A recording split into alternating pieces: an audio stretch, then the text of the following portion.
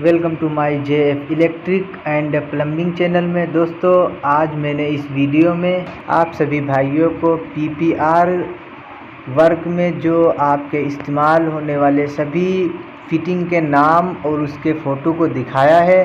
दोस्तों, वीडियो में बने रहना। और दोस्तों, यह वीडियो हम काफ़ी दिनों के बाद अपलोड कर पा रहे हैं। कुछ परेशानी थी और घर में शादी होने के कारण हम वीडियो को नहीं डाल पाए। तो दोस्तों, वीडियो को लास्ट तक देखना। इस वीडियो को देखने से आपको कुछ नया जानने को मिलेगा। तो चलिए हम अपनी वीडियो को स्टार्ट करते हैं।